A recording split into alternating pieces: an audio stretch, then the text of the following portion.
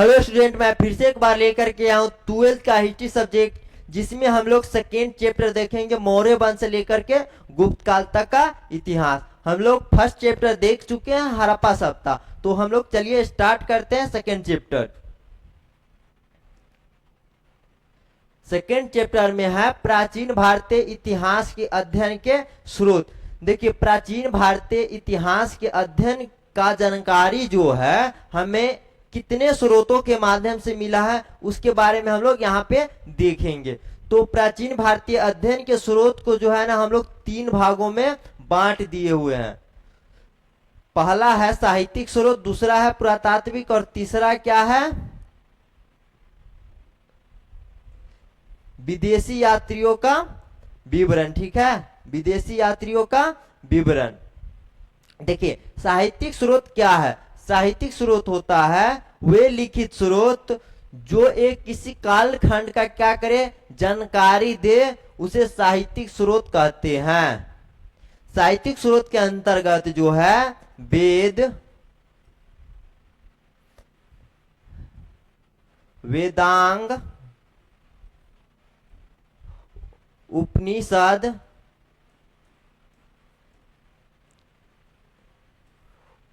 पुराण आदि आते हैं। ठीक है, अब देखिए पुरातात्विक स्रोत। अगर आप लोग फर्स्ट चैप्टर पढ़े होइएगा तो पुरातात्विक स्रोत के बारे में जानकारी ही होगा। फिर से एक बार बता देते हैं कि देखिए, वे जमीन की खुदाई से प्राप्त प्राचीन वस्तु जो एक किसी कालखंड का जानकारी देता हो और वो एक किसी भौगोलिक क्षेत्र में फैला हुआ हो, तो उसे क्या कहेंगे? पुरातात्विक स्रोत कहेंगे। जैसे हड़प्पा सभ्यता में पढ़े थे, जैसे हड़प्पा सभ्यता के पूरी की पूरी सभ्यता जो है ये पुरातात्विक स्रोत के आधार पर ही पता चला है। इसका जो हड़प्पा सभ्यता है उसका लिखित स्रोत एक भी नहीं है, लेकिन हम लोग उसको पढ़ नहीं पाए हैं। तो पूरी की पूरी हड़प्पा सभ्यता का जानकारी जो है हमें पुरातत्व के माध्यम से ही प्राप्त होता है। देखिए, पुरातत्व स्रोत के अंतर्गत जो है ईंट, मनके, अभिलेख,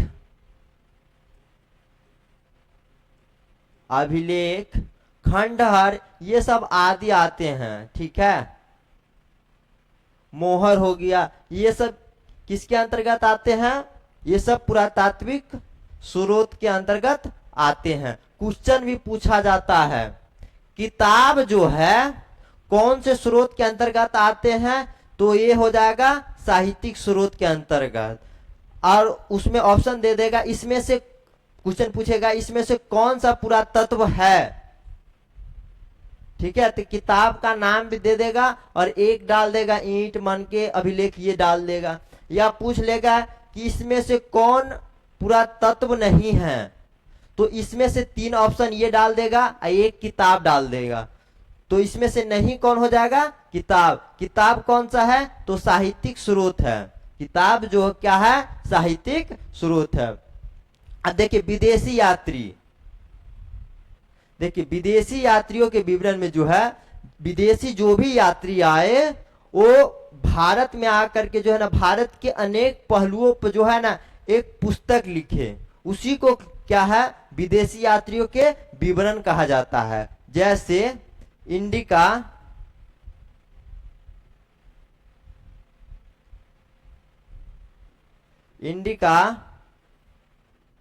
किताब उल हिंद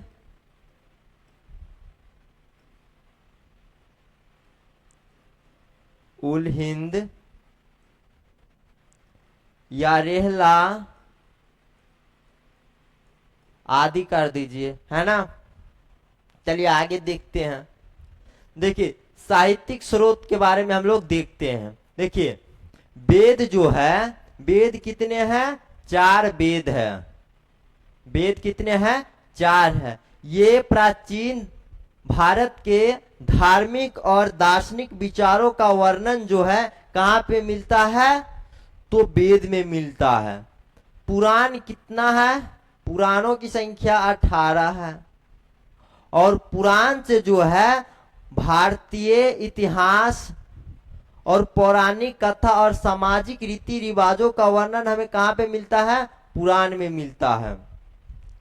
अब है महाकाव्य। महाकाव्य के अंतर्गत दो गो को रखा गया है। कितने को? दो गो को, महाभारत और रामायण को, है ना। ये प्राचीन भारत के इतिहास, संस्कृति और मूल्यों का जानकारी देता है। कौन? महाभारत।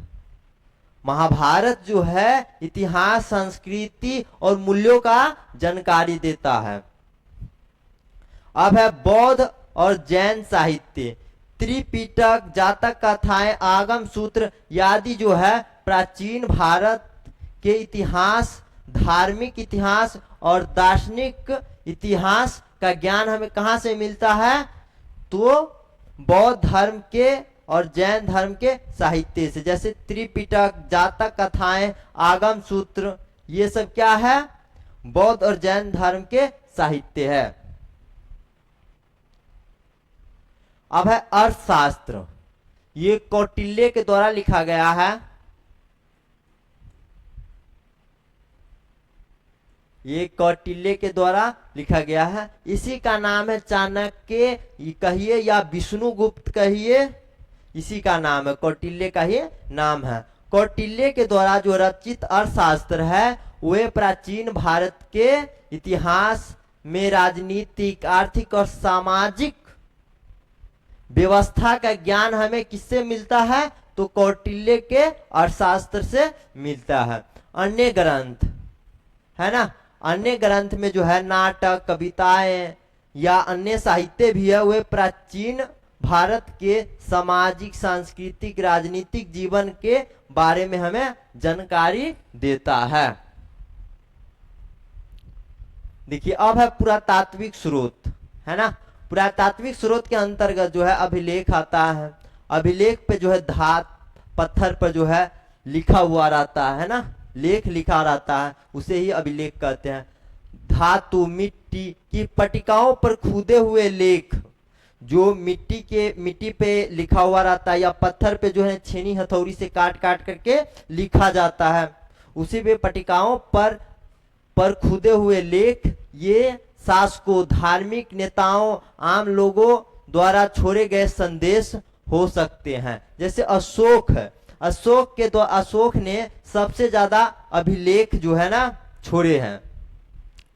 जितने भी मगध साम्राज्य था सब प्रत्येक क्षेत्र में अशोक के अभिलेख मिलते हैं, और वहां पे अशोक के अभिलेख को पढ़ा भी जा चुका है। तो वहां पे जो है धार्मिक और शासक और आम लोगों के जीवन के बारे में संदेश लिखे हुए हैं अभिलेख पे।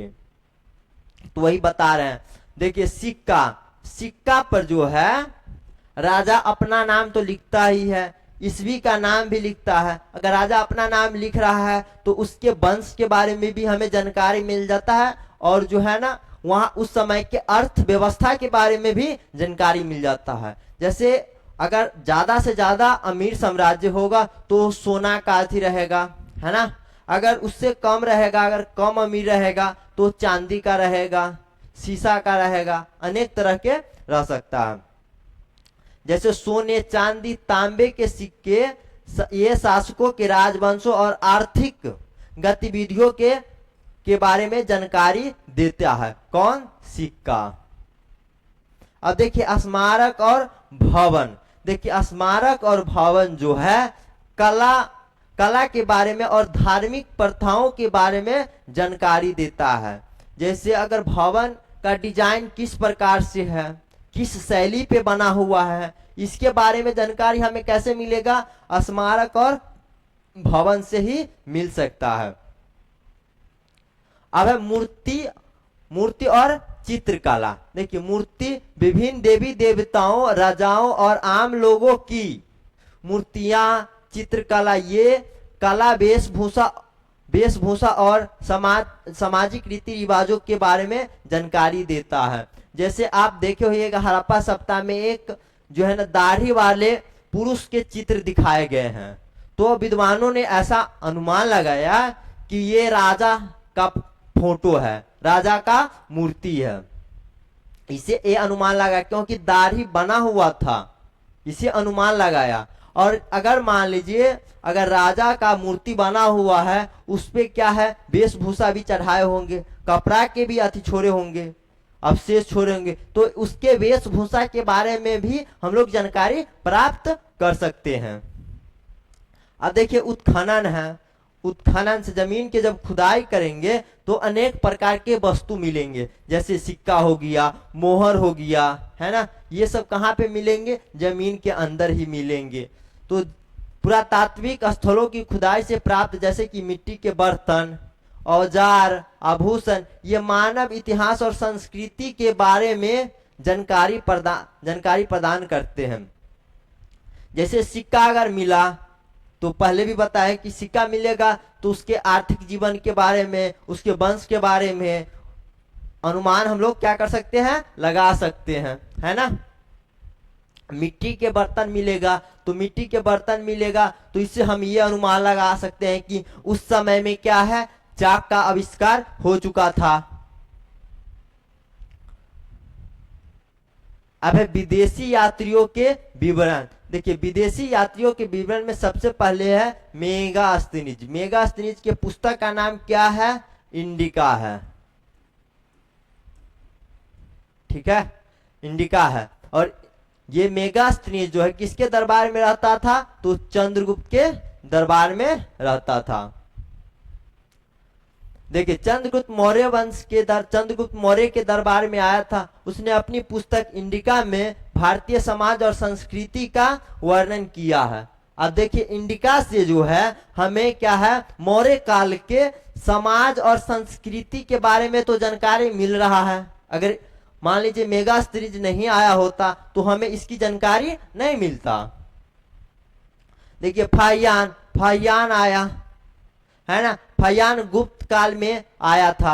उसने यात्रा वृत्तांत में भारतीय समाज और संस्कृति का वर्णन किया है कि भारत के समाज में जो है कैसे लोग रहते हैं, उसका वेशभूषा क्या है, उसका संस्कृति क्या है ना, उसका अर्थव्यवस्था का आधार क्या है, ये सब जानकारी फाहियान के द्वारा पुस्तक में लिखा गया था। अब है हेनत्सांग, है ना। देखिए हेनत्सांग हर्षवर्धन के शासनकाल में भारत आया था। उसने अपनी यात्रा वृत्तांत में जो है भारतीय समाज, संस्कृति और शिक्षा व्यवस्था का भी वर्णन किया है। उस समय में जो है नालंदा विश्वविद्यालय का प्रचलन था, तक्षशिला प्रचलन में था। तो जो है ना दोनों का वर्णन जो है कौन किया है, हेनत्सांग किया है कि नालंदा में जो है ना शिक्षा कैसे मिलता है। अब है अलबरूनी। अब देखिए ये महमूद गजनवी के साथ भारत आया था। ये क्वेश्चन पूछेगा अलबरूनी किसके साथ भारत आया था, तो मोहम्मद गजनवी के साथ भारत आया था। उसने अपनी पुस्तक तहकीक ए हिंद में भारतीय संस्कृति, गणित और ज्योतिष का वर्णन करते हैं। ज्योतिष विद्या का वर्णन जो है कौन करता है, अलबरूनी करता है। अलबरूनी किसके साथ भारत आया था, तो मोहम्मद गजनवी के साथ भारत आया था। वो भारत के संस्कृति, गणित विज्ञान और क्या है ज्योतिष विज्ञान पर क्या है चर्चा किया है अपना यात्रा वृत्तांत में। अब है क्षेत्रीय राज्यों का उदय, 16 महाजनपद का 16 महाजनपद। देखिए 6ठी शताब्दी ईसा पूर्व से पहले जो है प्रत्येक क्षेत्र के गांव जो है विकसित अवस्था में था, विकसित हो रहा था। वो 6ठी शताब्दी ईसा पूर्व तक आते आते जो है ये महाजनपद का रूप ले लिया। और उस समय जो है 6ठी शताब्दी में जो है 16 महाजनपद का उदय हुआ, जिसका जानकारी हमें बौद्ध धर्म के अंगुत्तर निकाय और जैन धर्म के भगवती सूत्र में मिलता है।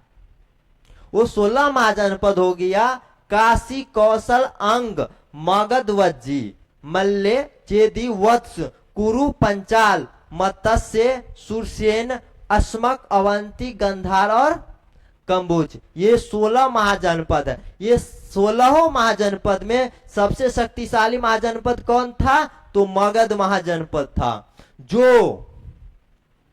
जो अभी के बिहार, झारखंड और पश्चिम बंगाल के कुछ क्षेत्र तक फैले हुआ था। ठीक है, यहां पर जो है मगध जो है, ये सॉरी गलत है, 16 महाजनपदों में 16 महाजनपदों में 3 प्रकार के शासन प्रणाली था। 16 महाजनपद में 3 प्रकार के शासन प्रणाली था। कितने प्रकार के? तो 3 प्रकार के शासन प्रणाली था। पहला है राजतंत्रात्मक शासन, इसमें तो डायरेक्ट राजा का शासन था, है ना। राजतंत्र में डायरेक्ट राजा का शासन था। अब है गणतंत्र।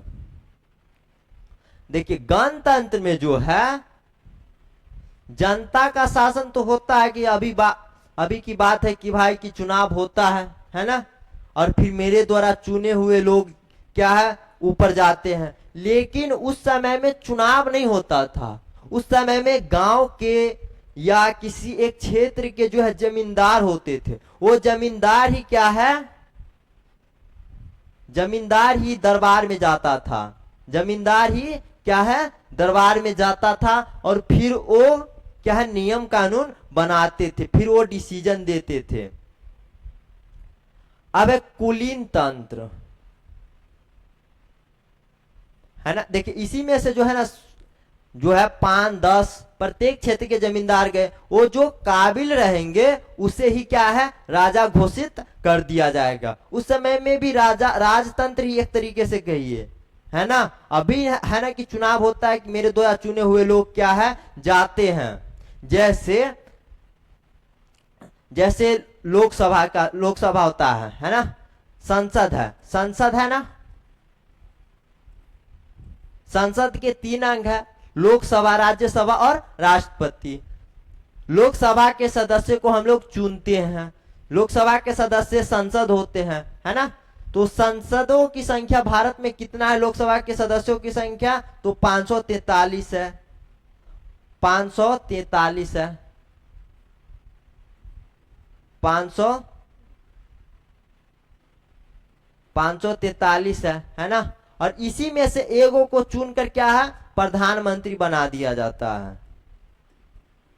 इसी में से एक को चुन करके जो इस योग्य है उसे प्रधानमंत्री बना दिया जाता है। वैसे ही सभी जाता था यहाँ पे, और उसमें से जो योग्य है, राजा के योग्य है, उसे क्या है राजा घोषित कर दिया जाता था। अब देखिए कुलीन तंत्र।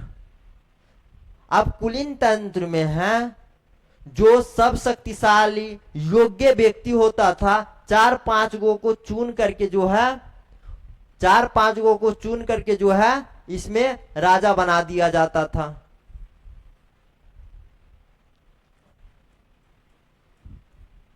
ताकि जो है वो संभाल सके, राजगद्दी क्या है संभाल सके और अपने क्षेत्र की रक्षा कर सके। अब आगे देखिए, अब देखिए मगध साम्राज्य। देखिए मगध साम्राज्य पर मूल रूप से जो है ना हर्यक वंश को जो है ना सबसे पहला राजवंश माना जाता है ना। हर्यक वंश का पहला शासक जो है जिसने हर्यक वंश का स्थापना किया वो बिंबिसार को माना जाता है। बिंबिसार को माना जाता है। एक बिंदुसार है, एक बिंबिसार है। बिंदुसार मौर्य वंश का सेकेंड है, मौर्य वंश का सेकेंड राजा हुआ।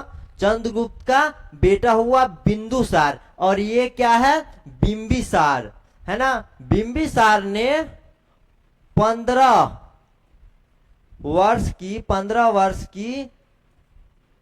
वर्ष की आयु में गद्दी पर बैठा। 15 वर्ष की आयु में राजगद्दी पे बैठा। कौन? बिंबिसार, ठीक है। और बिंबिसार का राजधानी जो है राजगिरी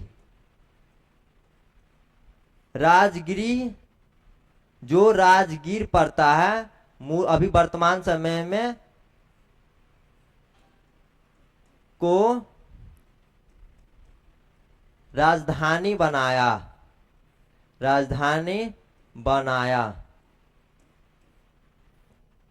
ये 15 वर्ष की आयु में क्या है, राजगद्दी पे बैठा और ये अपनी राजधानी किसे बनाया, राजगीर को, जो पहले किस नाम से जाना जाता था, तो राजगीर के नाम से जाना जाता है। और ये अपने साम्राज्य का जो विस्तार है विवाह के माध्यम से किया। ये अपने साम्राज्य का विस्तार जो है विवाह के माध्यम से किया, माध्यम से किया। यह अपने साम्राज्य का विस्तार जो है विवाह के माध्यम से किया था। ठीक है। अब इसका एक पुत्र हुआ अजात शत्रु।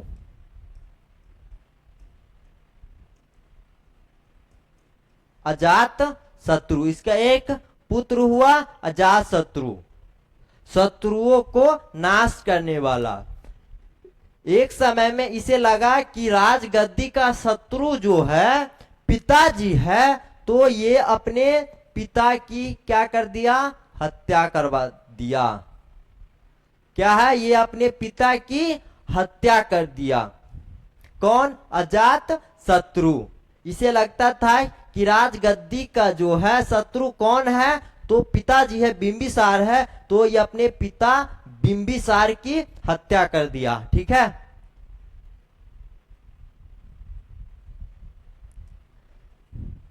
अब देखिए अजात शत्रु जो है फूट डालकर फूट डालकर फूट डालकर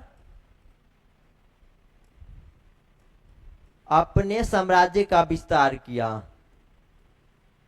साम्राज्य का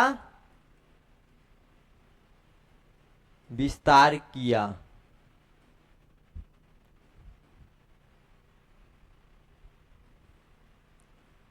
अपने साम्राज्य का फूट डालकर जो है अपने साम्राज्य का विस्तार किया। कौन, अजात शत्रु। ये जो है महात्मा बुद्ध के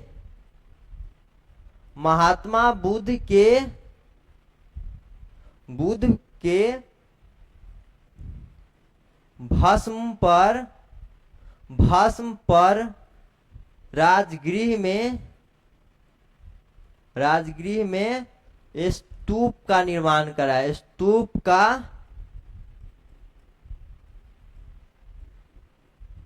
निर्माण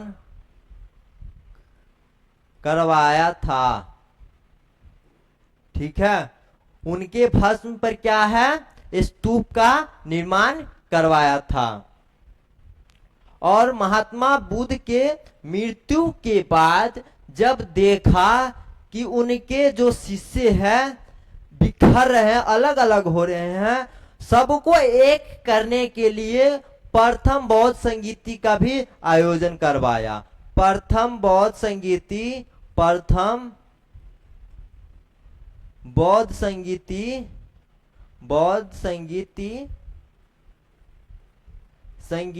का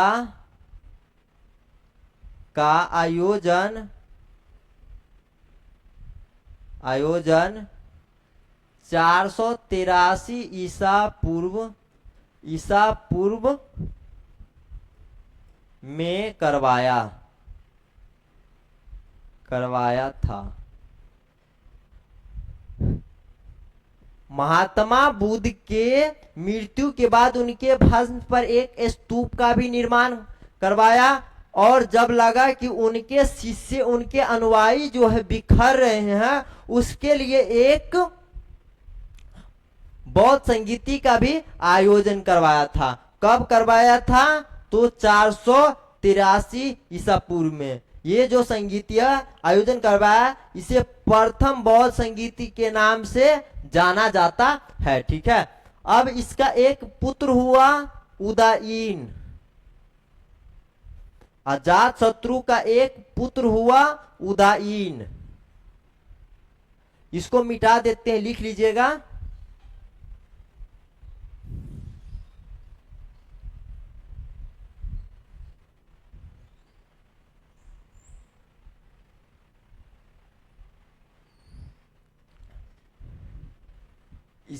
अजात शत्रु का पुत्र कौन हुआ, उदायीन।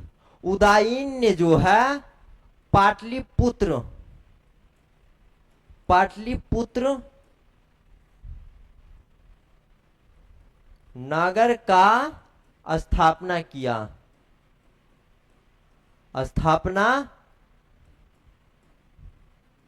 किया और इसको अपना राजधानी क्या है बनाया। पाटलिपुत्र नगर का स्थापना भी किया और इसे क्या है अपना राजधानी भी बनाया।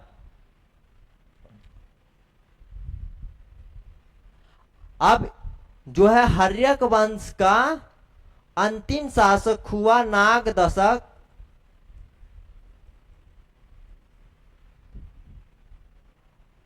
हर्यक वंश का अंतिम शासक जो हुआ नागदशक था, उसका एक अमात्य था, अमात्य शिशुनाग था।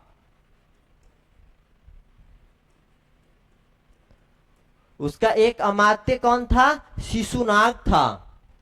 नागदशक का एक अमात्य था या मंत्री कहिए, राजा के बाद जो है सबसे पावरफुल जो होता है वो अमात्य होता है ना। वो कौन था? शिशुनाग था। शिशुनाग ने जो है अयोग्य समझकर नागदशक की क्या है हत्या कर दिया और जो है शिशुनाग वंश का स्थापना किया। शिशुनाग वंश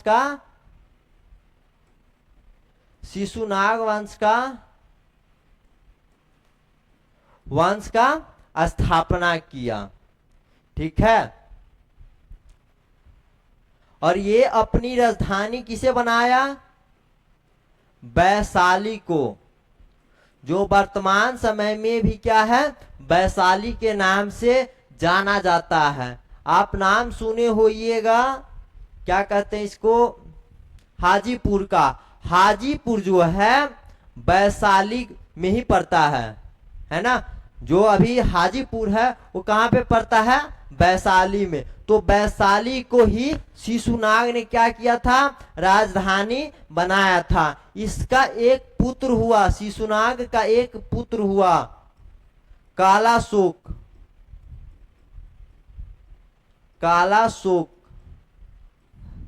ठीक है। शिशुनाग वंश का एक पुत्र हुआ कौन? कालाशोक। कालाशोक के समय सबसे पहले देखिए कि कालाशोक ने अपनी राजधानी जो है फिर पाटलिपुत्र ले आया।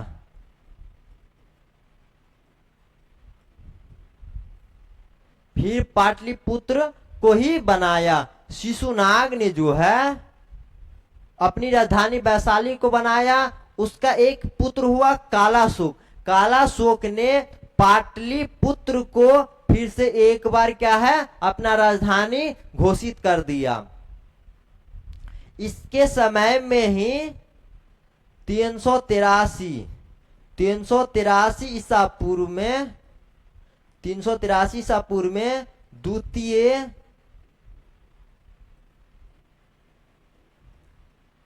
बौद्ध संगीति का आयोजन हुआ था।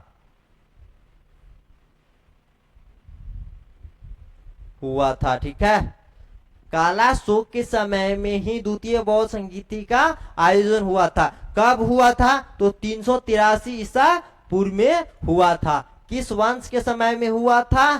तो शिशुनाग वंश के समय में हुआ था। ठीक है। इसको मिटा देते हैं।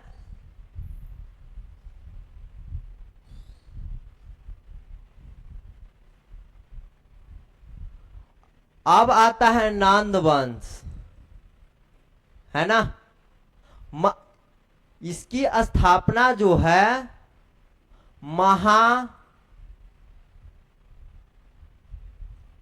महापद्मा नंद ने शिशुनाग वंश के अंतिम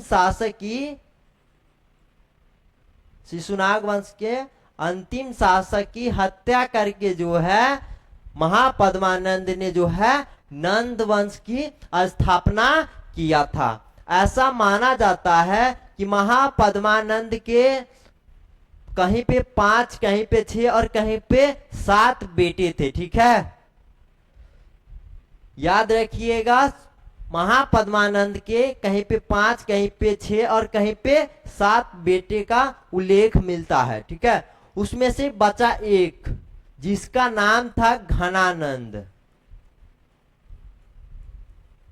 ये बहुत चतुर था, ये बहुत ही चतुर था, इसीलिए जो है ना धीरे धीरे करके अपने सभी भाइयों की हत्या करवा दिया। और जब महापद्मानंद का तबीयत खराब हुआ, सेहत बिगड़ गया, तो क्या है, घनानंद ने महापद्मानंद की भी क्या कर दिया, हत्या कर दिया। उसके बाद ये शासक बन गया, कौन, घनानंद। घनानंद के समय में ही 326 ईसा पूर्व में 326 ईसा पूर्व में क्या है, सिकंदर भारत आया था। सिकंदर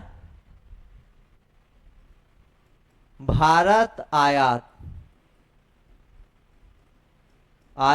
था। कब आया था, 326 ईसा पूर्व में सिकंदर भारत आया था। किसके समय में आया था, तो घनानंद के समय में आया था। ठीक है, 322 ईसा पूर्व में 322 ईसा पूर्व में 322 ईसा पूर्व में जो है चंद्रगुप्त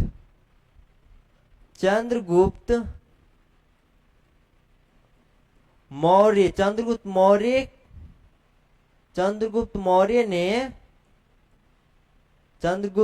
ने कौटिल्य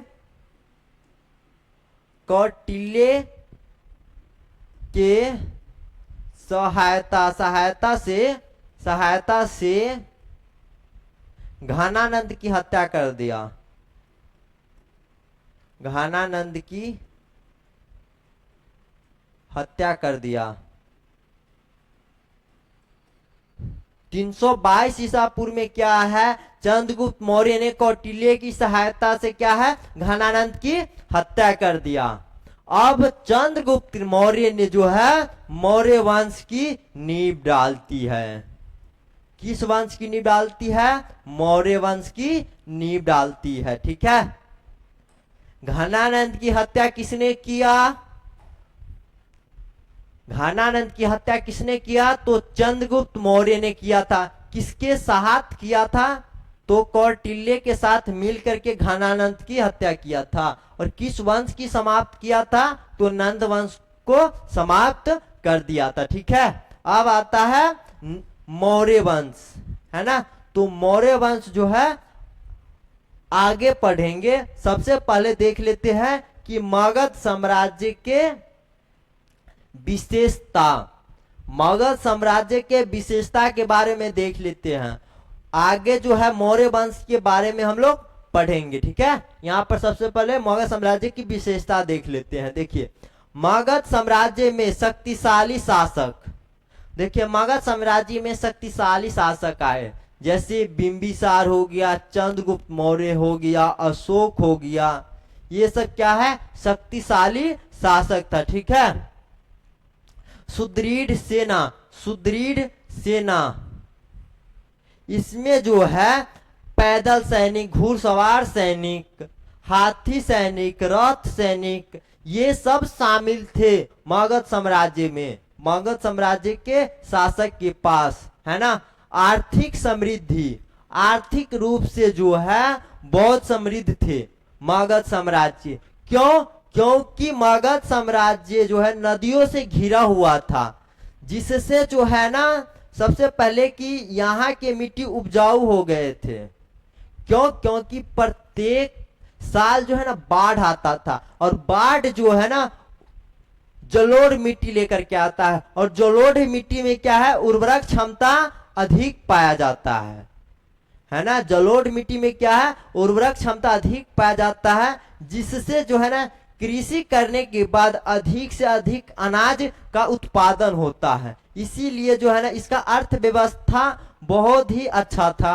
और दूसरा चीज ये कि नदी होने के कारण जो है ना व्यापार में कोई बाधा नहीं आता था, व्यापार आसानी से हो जाता था और कम पैसों में हो जाता था व्यापार। इसीलिए जो है ना प्रत्येक एरिया के व्यापारी जो है इस मगध साम्राज्य से व्यापार करने के लिए इच्छुक होता था, क्योंकि अधिक से अधिक प्रॉफिट होता है। व्यापारी को क्या चाहिए, मुनाफा चाहिए। जहां पे ज्यादा मुनाफा होगा वहां पे क्या है, जहां पर ज्यादा मुनाफा होगा वहां पे व्यापार करेगा व्यापारी। इसीलिए ये आर्थिक रूप से संपन्न था। धार्मिक और सांस्कृतिक यहाँ पे जो है ना धार्मिक और सांस्कृतिक महत्व अधिक था, क्योंकि यहीं पे मगध साम्राज्य में ही क्या है बौद्ध और जैन धर्म का उत्पत्ति हुआ था। तो यहाँ पे धार्मिक और सांस्कृतिक महत्व भी था। यह साम्राज्य प्राचीन के 16 महाजनपदों में से सबसे शक्तिशाली था। क्यों शक्तिशाली था वो बता ही दिए, क्योंकि इसका आर्थिक स्थिति बहुत मजबूत था। यहाँ पे शक्तिशाली शासक भी था, सुदृढ़ सेना था, धार्मिक और सांस्कृतिक एकता भी थे, है ना। इसी वजह से इसका विस्तार जो है मूल रूप से बिहार, झारखंड और पश्चिम बंगाल के कुछ हिस्सों तक थे। अब देखिए मगध साम्राज्य की प्रमुख विशेषता इस प्रकार से है। देखिए शक्तिशाली शासक में बिंबिसार, अजातशत्रु, चंद्रगुप्त मौर्य जैसे क्या है शासक आए थे, जो अपने साम्राज्य को क्या किए, मजबूत किए। सुदृढ़ सेना में जो है पैदल सैनिक, घुड़सवार सेना, रथ सेना और हाथी सेना शामिल थे। ये इतने प्रकार के जहां पे सैनिक होंगे वो सैन्य शक्ति उसका मजबूत होगा ही। चलिए आगे देखते हैं। आगे है आर्थिक समृद्धि, है ना। आर्थिक समृद्धि इसमें है नदी के किनारे स्थित था, जिससे व्यापार और कृषि आसानी से होती थी। इसके अलावा मगध में लोहे तांबे के भंडार थे, जिसके उपयोग हथियार और उपकरण बनाने में किया जाता था। जिसके पास हथियार भी ज्यादा रहेगा, जब हथियार कम रहेगा तो लड़ेगा कैसे। अब जिसके पास हथियार ज्यादा है तो शक्तिशाली होगा ही, है ना। तो यहाँ पे लोहे और तांबे के भंडार थे, जिसके कारण यहाँ पे जो है ना हथियार बड़ी मात्रा में बनते थे। अब धार्मिक और सांस्कृतिक महत्व। मगध बौद्ध और जैन धर्म के विकास का केंद्र था। महात्मा बुद्ध और महावीर ने यहाँ उपदेश दिया और जैन धर्म का प्रसार किया, है ना। अब सामरिक स्थिति। मगध की राजधानी राजगीर और पाटलिपुत्र दोनों में ही सामरिक दृष्टि से महत्व स्थानों पर स्थित थी। राजगीर पहाड़ियों से घिरा हुआ था, जबकि पाटलिपुत्र नदियों से घिरा हुआ था। अब देखिए नदियों से घिरे होने के कारण जो है इनको युद्ध करने की ज्यादा आवश्यकता नहीं पड़ता था। इन पे हमला बाहर से नहीं किया जा सकता था, लेकिन इतना आसान नहीं था, क्योंकि ये चारों बगल से नदियों से घिरा हुआ है। अब है राजगीर वो पहाड़ियों से घिरा हुआ है। भाई पहाड़ के नीचे रहेगा, नीचे से ऊपर से जो है ना पहाड़ पे चढ़ करके जो है या तो पत्थर उल्टा देंगे या तो तीर चला करके क्या है उसको मार सकते हैं, दुश्मनों के सैनिक को, ठीक है। इसीलिए जो है ना ये महत्वपूर्ण था। इसीलिए पाटलिपुत्र और राजगीर को क्या है राजधानी बनाया जाता था। देखिए मगध साम्राज्य का उदय विकास प्राचीन भारत के इतिहास में एक महत्वपूर्ण घटना थी। इसने न केवल भारत को शक्तिशाली साम्राज्य दिया, बल्कि भारतीय संस्कृति धर्म के विकास में भी महत्वपूर्ण योगदान दिया था। मगध महाजनपद जो है ये तो विकसित था ही, एक मजबूत बनाया भी क्षेत्र को मगध को मजबूत बनाया भी, इसके साथ जो है ना धर्म के जो है विकास में भी बड़ी महत्वपूर्ण भूमिका निभाया था। कौन? मगध महाजनपद, जो दो महत्वपूर्ण धर्म का जो है ना उत्पत्ति का स्थान है, बौद्ध और जैन। चलिए अब आगे देखते हैं, आगे का पॉइंट है ना, मगध साम्राज्य के उत्थान के कारण जो मगध साम्राज्य था इतना विशाल कैसे हुआ, इतना आगे कैसे हुआ, वो देखते हैं। मगध साम्राज्य के उत्थान के कई कारण थे, जिसमें भौगोलिक लाभ, भौगोलिक स्थिति इसका बेहतर था। राजगीर था वो किससे घिरा हुआ था? पहाड़ों से घिरा हुआ था। पाटलिपुत्र किससे घिरा हुआ था? तो नदियों से घिरा हुआ था, है ना। उपजाऊ भूमि, प्राकृतिक संसाधनों की उपलब्धता, है ना, जिससे लोहा बनाया जाता था, है ना। शक्तिशाली शासक और सैन्य शक्ति शामिल है, जहां पे इतने प्रकार के सैनिक थे, पैदल सैनिक, रथ सैनिक, घुड़सवार सैनिक, है ना, ये इतने प्रकार के सैनिक थे, तो शक्तिशाली जो है ना सेना होगा ही। मगध साम्राज्य के उत्थान के मुख्य निम्नलिखित कारण है। भौगोलिक स्थिति, देखिए मगध की स्थिति गंगा, गंडक, सोन नदियों के संगम पर थी। ये आपको क्वेश्चन पूछेगा, गंगा, गंडक, सोन जो है पाटलिपुत्र किन नदियों के संगम पर स्थित है? वो पूछेगा गंगा, गंडक और सोन, जिससे इसे यातायात, व्यापार में लाभ मिला। इसके अतिरिक्त यह क्षेत्र उपजाऊ जलोढ़ मिट्टी से घिरा हुआ था, जिससे कृषि करने में वृद्धि हुई। अब देखिए जलोढ़ मिट्टी में बताया है कि जलोढ़ मिट्टी में क्या है? उर्वरक क्षमता अधिक होता है, और जिस मिट्टी में उर्वरक क्षमता अधिक होगा ना, वो मिट्टी उतना ही क्या होगा? उपजाऊ होगा। आप लोग 10th में ही ये पढ़ाया जाता है, उर्वरक क्षमता, एक मिट्टी चैप्टर है वहां पे, उसमें आप लोग पढ़ सकते हैं, ठीक है। अब है प्राकृतिक संसाधन। मगध में लोहे और तांबे के खनिजों का भंडार था, जिससे क्या है हथियार और औजार का निर्माण करना आसान हो गया, है ना। यहाँ पे प्राकृतिक संसाधन क्या था? अधिक था, जैसे लोहा और तांबे अधिक था, जिससे क्या हथियार और औजार बनाने में आसानी हुआ।